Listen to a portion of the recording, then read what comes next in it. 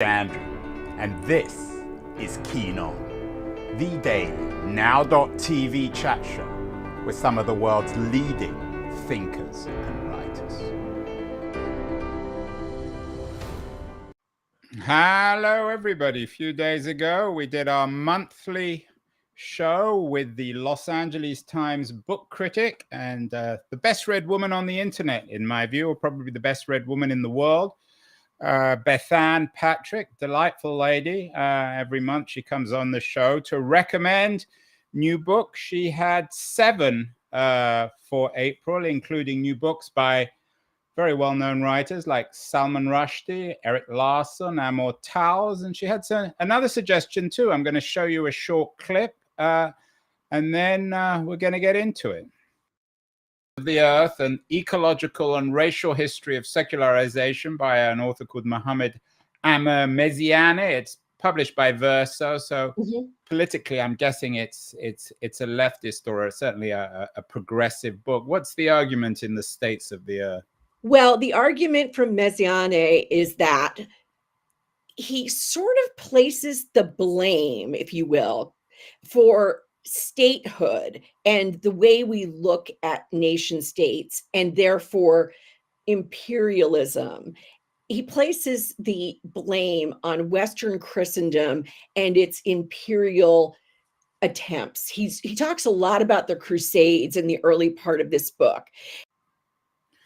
Well, if Meziane, who is my guide to all book things, recommends it, we needed to get a certain Mohammed Amir Meziane on the show, and we got him. The States of the Earth. Mohammed, welcome. Congratulations on the new book. It came out a few years ago in France. So it's already got some awards for translation. Is Meziane right? Are you apportioning blame in this book, or is it more complicated than that?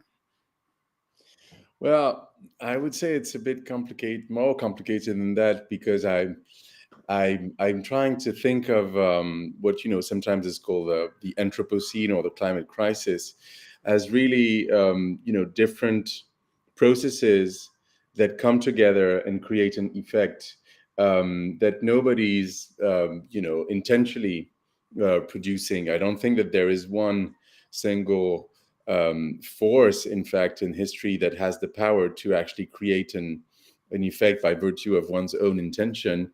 And there needs to be the power to act according to one's intention, to be held responsible. So what I call the secular or the secularocene is really how different strata of history come together and form what we call the climate crisis. The subtitle of the book, The States of the Earth, is suggestive: an ecological and racial history of secularization. Tell me more about that. Those are 3 powerful words: ecological, racial, and secularization. How are they all bound up together in your view? Well, let me maybe begin with secularization, because it's not really a very common word. I started sort of working on secularization because when I was in Europe, particularly, I was struck by the fact that many politicians, especially after 9/11, so to speak, actually had a certain idea of what the West was and what the West had become and why it had become what it had become. By which I mean that I remember that many politicians were saying, well, we can't, bring all these immigrants in Europe because they can't really become real European citizens, because, in fact, the blame is to put on the fact that they're not able to separate politics from religion. This is what these politicians used to say, especially in France, but it was the case in Western Europe more generally. So actually the discourse was not, if you will, straightforward exclusion. It was exclusion via a certain idea, a certain divide of the world, according to which the West would have separated religion from politics, and on the other hand, the Orient, and in fact, more specifically, migrants from Africa and Asia would be incapable of separating politics from religion, of course, mostly due to Islam, according to these politicians, most of them being conservative. So what I thought was that secularization, from my point of view, is a narrative. It's to some extent a myth, because it's what these politicians assume about the West as a sort of norm, in fact, to which other people should conform. And in fact, the problem also is that even when these people who come from other places than the West come to the West, even though they, are good citizens and conform to and obey the laws and so on and so forth, this discourse produces a sort of suspicion that in the end, they might be a threat because they're not able to separate politics from religion. So secularization is something I focused on because I realized also historically that what we call Orientalism and certain forms of racial exclusions against people who are defined as Arabs or Muslims in Africa and Asia, not just in the Arab world, that historically speaking, Orientalism had defined them by precisely saying that they were not able to separate politics from religion. So secularization is a layer, if you will, of what has sometimes been called Orientalism. Now, on the other hand, of course, there is this ecological layer. But before we get to the ecological side, are you arguing then that it's incorrect to separate secularization from faith, and that secularization and the process of secularization is a form of religion? That argument has been made in one way or the other many times. It's in some ways a kind of critique of the Enlightenment. Well, I would say two things that are a bit different from this notion that the modern world is really a sort of new religion. I would say two things. The first thing is that religion is not really a universal word because it's a very European word. So to some extent, what happened is that the West projected religions onto other people by saying this is religion or this is not religion, right? If you take the case of France, France has the power to say this headscarf or hijab is a religious sign, but this is in fact a decision, right? So we see that saying what is religion or not is not an easy business. So that's the first thing. And the second thing, which might be, in fact, even more important, is that I define secularization as the attempt to bring heaven on earth, right? So the claim that, so to speak, by capitalist development and what we call growth, that, so to speak, something such as heaven would be realizable and achievable on earth. You teach at Brown University in Providence. You said you're a nomad before we went live, but you lived part of your life in Providence. I'm assuming that in terms of this coming together of secularism or certainly progress and bringing heaven on earth, the United States is Exhibit A in your argument, is it? What do you mean by Exhibit A? Well, it's a good case study for making your argument. Yeah, I suppose. In fact, in the book, the book is much more focused on 19th century and on the three, main powers, at least at that time, of Western Europe. That is to say, France, Britain, and Germany. But yeah, I suppose that because of what I call imperiality, which is connected to colonialism, but in my view is also more profoundly, maybe, or more centrally, a way of representing sovereign power or the sovereignty of the state. Then, yeah, to some extent, you could say how would it work, though, in terms of the settling of the United States, which some people, of course, argue is a classic colonial endeavor in terms of the native peoples here and so on and so forth. Given that America was founded, not certainly the northern bit, the New England bit, the Providence, Rhode Island bit, was founded by settled, colonized, if you want, by what some people today might think of as religious fundamentalists who certainly had a very strong conception, not just of building heaven on earth, but building a religious heaven on earth. How does this fit in to your argument? Well, as your colleague said, I go back to the Crusades, and therefore I do think that there are, so to speak, Christian dimensions in modernity, and specifically in secularizing processes. However, I always sort of stress the Roman and therefore imperial dimensions of what is sometimes, I think, too rapidly just called Christianity in general, right? So I would first argue that it's a very specific Christianity that was deployed in America, but also as the United States of America, in which the Christian dimension of it coexists with this imperial dimension of it, which really comes from, Roman, in fact, pre-Christian sources. And you can say that this process begins with Constantine, so long time ago. And I don't think that anything in the, so to speak, the religion of Christ had necessarily to pave the way to the conversion of a Roman emperor to Christianity. So that's the first thing I'm trying to make sense of. But I think, and I think in this country, this is what people refer to sometimes as manifest destiny.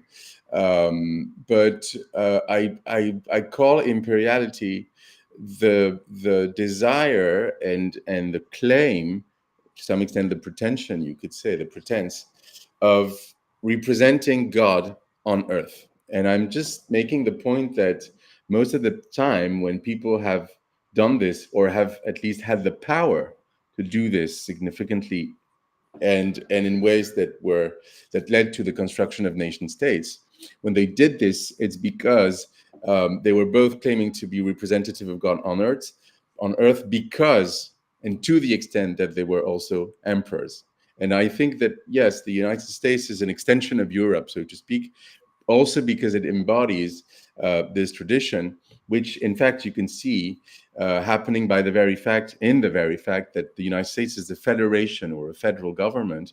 And as it's the case in Germany, many of the symbols, such as the eagle, for example, come in fact from very old imperial Christian representations that really, were very common during the Middle Ages. So this I think there is a deep history, if you will, of how politics and religion work together in the West, which has to do with the form and the imaginary of being an empire, so to speak. As I said in the introduction, you teach at Brown University. You describe yourself as a philosopher, or certainly the blurb for the book, as a philosopher, a performer, and a professor. Tell me a little bit, Mohammed, about yourself. How did you weren't born in the US. How did you get to Brown? And what do you mean when you describe yourself, or when you're described as a performer? Right. Well, the first thing, I mean, maybe I should just describe where I was born and this story very shortly. I was actually born in London. My parents are from Algeria, so North Africa, one of the countries in North Africa. And in fact, we left the UK when I was 6 months, and because I decided to go to Kuwait. So I spent my early childhood there. And basically what happened is that we were in Algeria during the summer of year 1990. And, it was the Gulf War. And then, basically we lost everything there because we couldn't go back to Kuwait. So we stayed in Algeria, which was a very troubled time by then. And eventually my parents decided, because of in fact, a civil war that was going to explode in Algeria, to in fact immigrate to migrate to France, which is where I was trained, and this is where I got my degree and PhD in philosophy. But before I became a philosopher, I was actually a musician, And I was, basically interested in doing this rather than reading and certainly not writing books. And then all of a sudden, just philosophy became something a language that I needed to make sense, also of this history of displacement, and to some extent, this book is also a way of trying to understand our own trajectory and my own trajectory in the context of much broader collective temporalities. So how long have you been in the US? I've been in the US since 2018 when I was hired by Columbia. Yeah. You having fun? You enjoying yourself? Yes. Yeah. I also go back to Europe. I also give talks in North Africa and other places as well in the what is called the global South. So I travel. For me, this is a place where I found a form of academic freedom that is a bit more difficult to find elsewhere. Yeah. Suits your nomadic lifestyle. We're speaking with Mohammed Amir Meziane, the author of The States of the Earth, a strongly recommended book by my friend Meziane Patrick. Had to get Mohammed on the show. Meziane's also a great fan of Liberties, a quarterly journal of culture and politics. A lot of people are getting turned on to it. It's a great publication. Going to run a short feature on Liberties, and then we'll be back with Mohammed to talk about the ecological aspect, the earth aspect of his argument. So don't go away, anyone. We'll be back in a minute with Mohammed Amir Meziane. News, the noise, there is nuance, insight. Liberties is not just a journal of ideas. It's a meteor of intelligent substance. It's the place to be for engaged citizens. Politics, opinion, substance. Liberties is a triumph for freedom of thought. A quarterly of urgency, of cultural exploration, of intellectual delight, of immaculate prose. It's invaluable. Subscribe now or find Liberties at your favorite bookseller. And you can subscribe to Liberties at libertiesjournal.com. We are speaking with Mohammed Amir Meziane, the author of The States of the Earth. It came out in France a few years ago. Now it's out in the US. It's getting some interesting reviews. Meziane Patrick, our resident book critic, included in one of her 7 notable books for April. Mohammed, we talked a little bit earlier about religion and colonialism. What about the ecological element? That seems to be the heart of the book. What are you arguing here? Well, I'm arguing that you can't delve into the entrails of the earth to extract fossil fuels and things like coal and oil without completely changing your perception and your spiritual experience of the subsoil. So there is an example I encountered, is that it was actually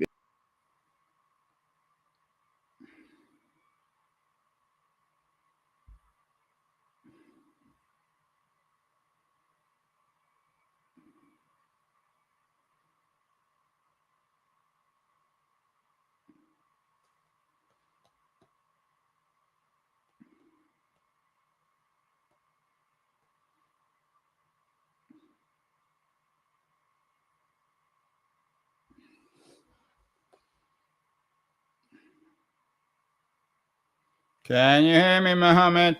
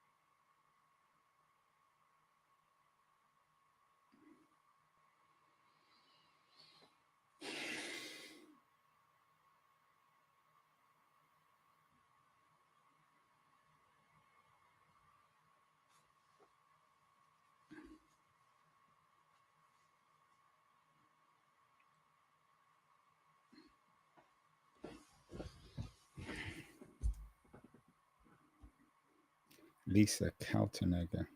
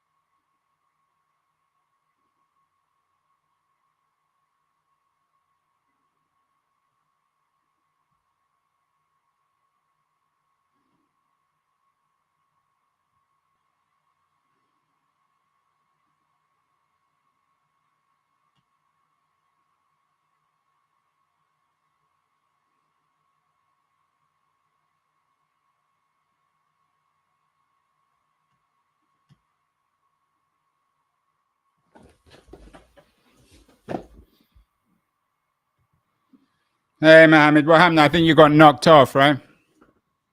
Yes, maybe.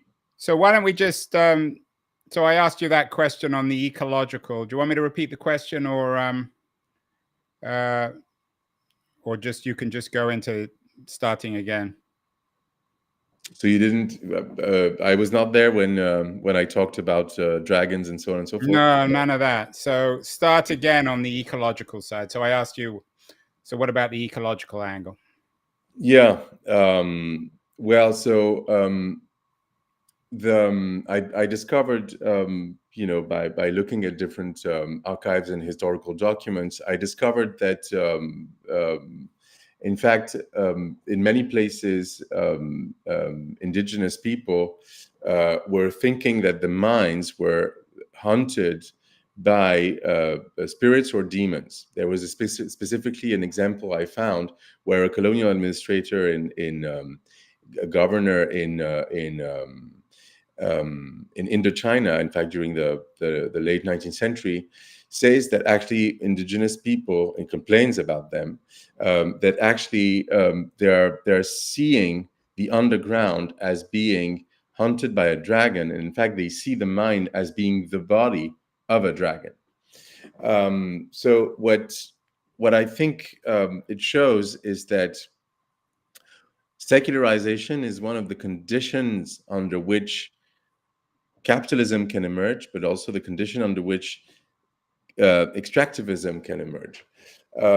This means, for at least two reasons. The first one is that, if you will, to delve in the entrails of the earth, you need not only to change the conception of the earth, but the conception of the subsoil. So there is a disenchantment, and also disenchantment of the underground world.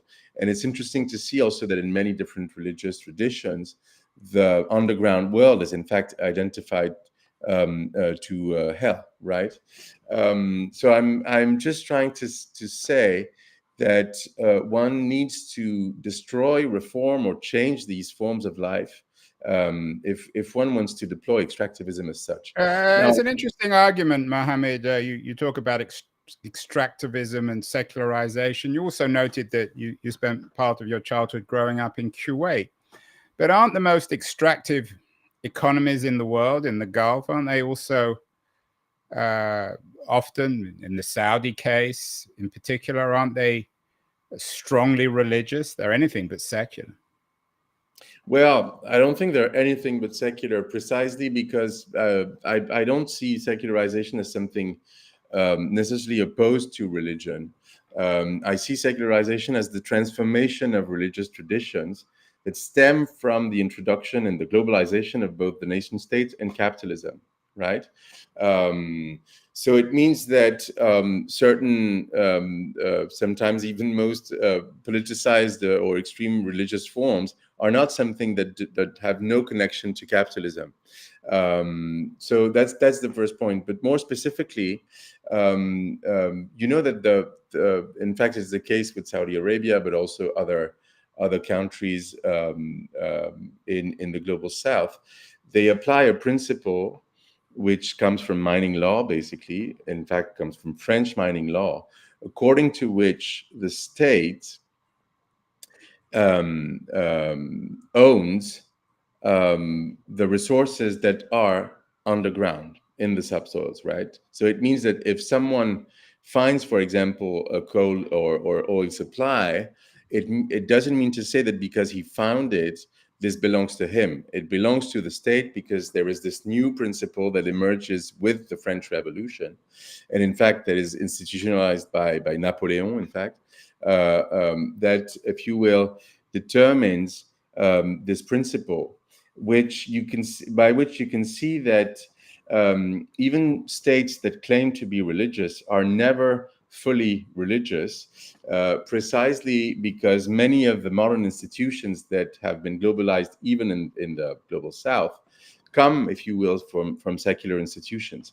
In the case of Islam specifically, it's well known by experts that the very model of the civil code, which was implemented by Napoleon, which was a secular, in fact, you could say the first secular law in history, actually the form of the code serves as a model of what if you will, Islamic law is going to become since, in fact, the 19th century onwards.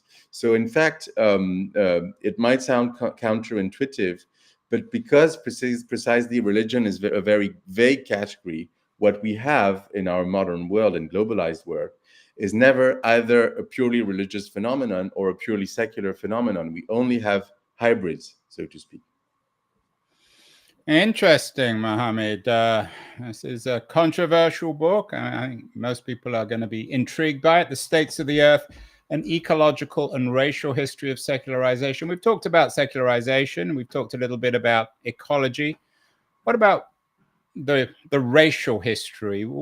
How does this fit into your narrative? Well, it fits in the narrative because I'm looking at the history of the histories of empires. I'm actually looking at states, and I'm saying that states, in the form that they took in Europe since, say, the 14th and 15th century onwards, so what we call the modern state or the nation state, I'm trying to rewrite the history of this, right? This is why it's called the States of the Earth, which means, of course, these sovereign states and the fact that they have an ecological impact, right? Because they determine the physical state, so to speak, in which the Earth is or finds itself. But so the racial dimension comes from the fact that, of course, these states racialize populations, right? If one goes back to 1492, right, which is for many scholars, in fact, the beginning of what they call modernity, which coincides with the conquest of the Americas. If you take these events and you take, in fact, a global history into account, then you can see that these states actually construct themselves via the racialization of other populations, right? And of course, you know, if one is to analyze globalization in an honest way, one sees, of course, that the hierarchy between the global north and the global south is, of course, stem from a global history of racism. But more specifically, if you will, I think that what we call modernity or disenchantment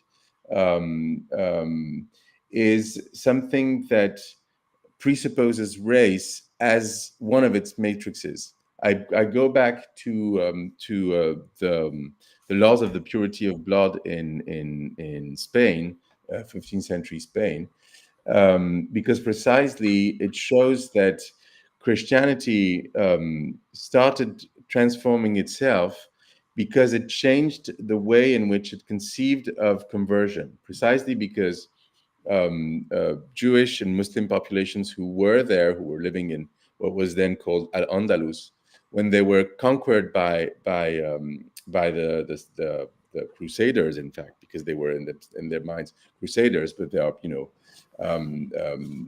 Spanish armies.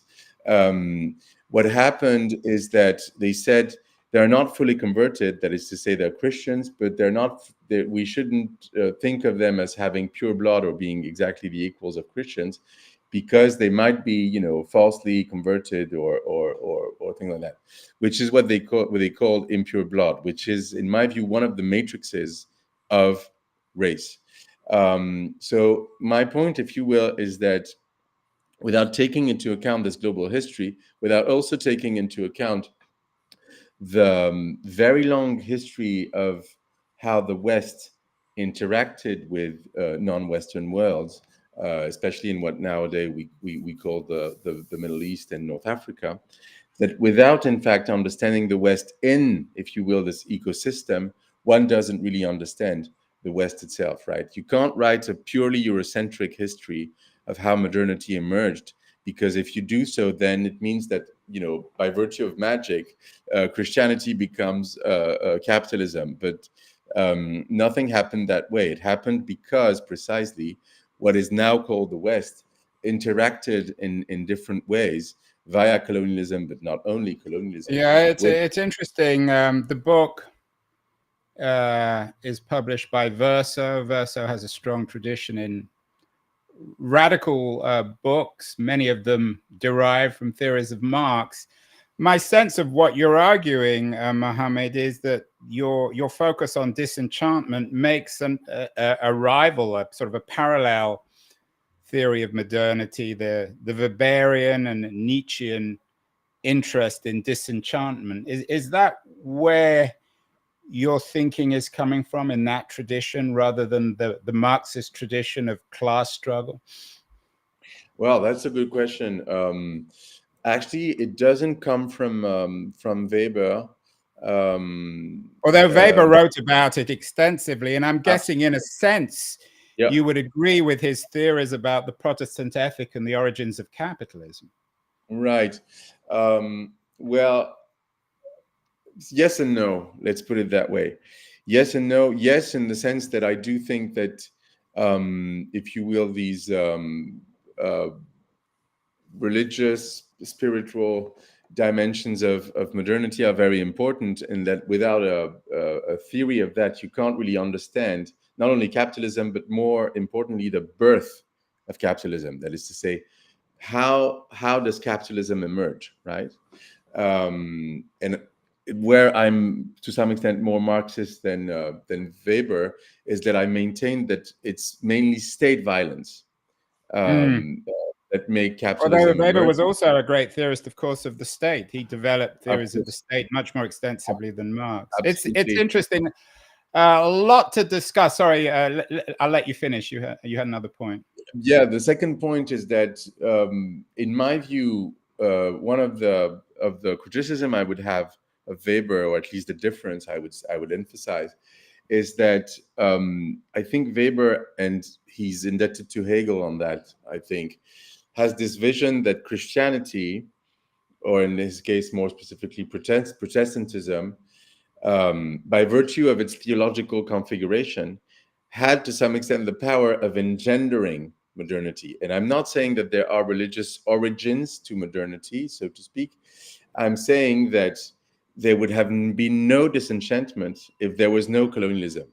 And I don't think that this is something that Weber said. That is to say, interesting. Yeah, that's a provocation. That's a grenade, Mohammed. Maybe you're right. No, so say that again. No colonial. Christianity there would be no disenchantment if there was no colonialism, because it's the circulations between the colonies and the metropoles, and what actually also Europeans, including missionaries, experienced in non-Western worlds, that created a dynamic of disenchantment, not the essence of Christianity.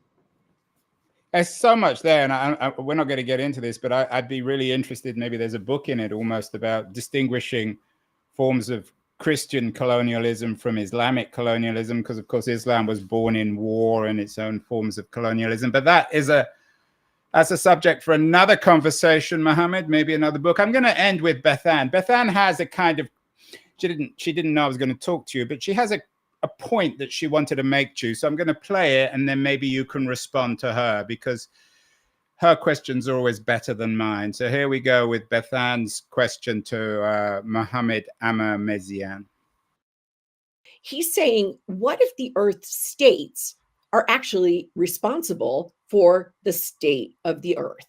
And that is a huge simplification, Andrew, but it is a very interesting thing to look at and think about as we deal with climate change. You know, have we exported from the West this feeling that everyone has to be a state with defenses and with dependence on fossil fuels?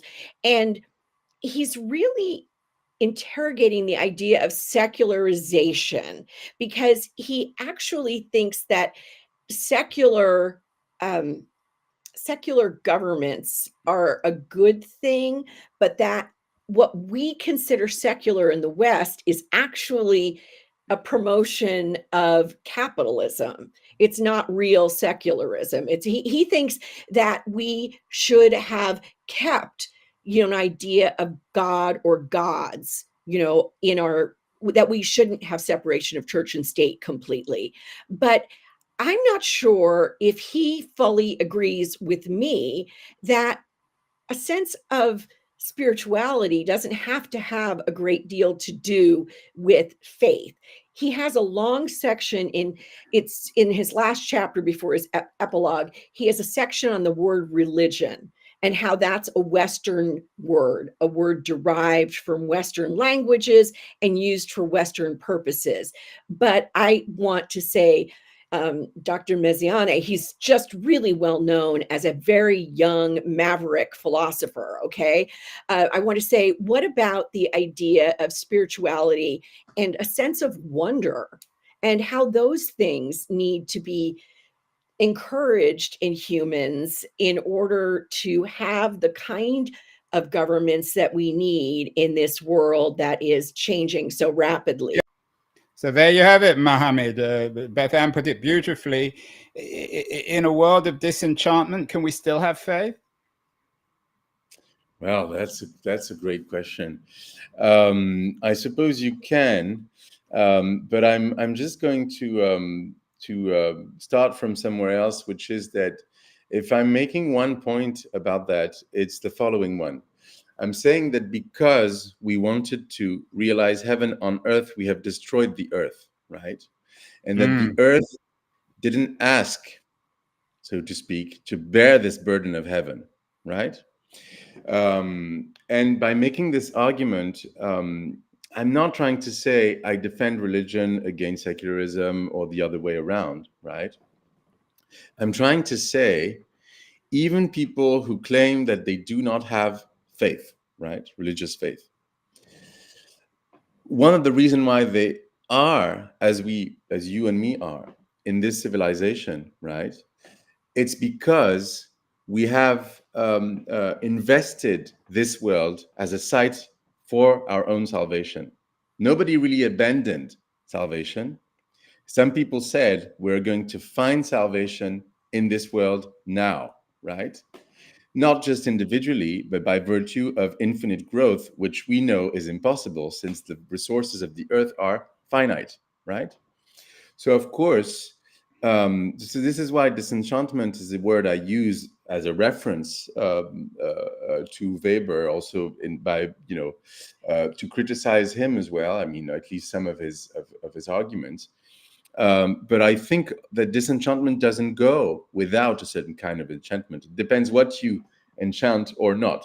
And in fact, yes, I think that infinite growth is a dream that has been enchanted, in fact, and that we see that it's not possible anymore. Hence the fact that the ecological crisis has spiritual effects and spiritual consequences. And this is also why people turn to other forms of spiritualities that sometimes are called New Age or sometimes animist and so on and so forth. So my point, if you will, is that I criticize both secular states and religious states. Okay, I'm not saying that secular states are bad, but religious states are good.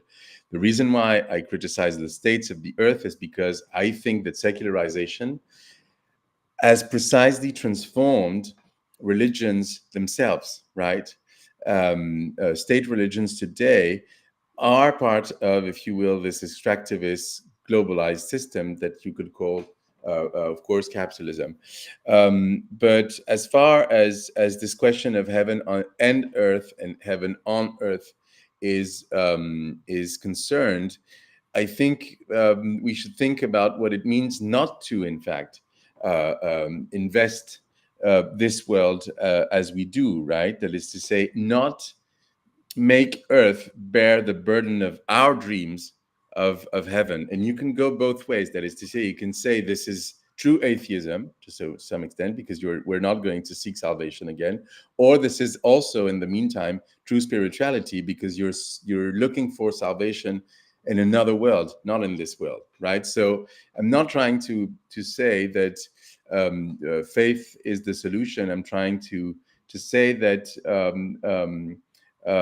if you will, a certain relationship to what I call in my second book, the metaphysical dimensions of reality, is something that is needed. But this is not only religious, in my view. So in other words, what you're saying is, if we could have asked the earth if they wanted to participate, or if they asked the earth if it wanted to participate in our heaven on earth project, it would have said no, Mohammed, I'm guessing. Yeah, I think it says no. And it's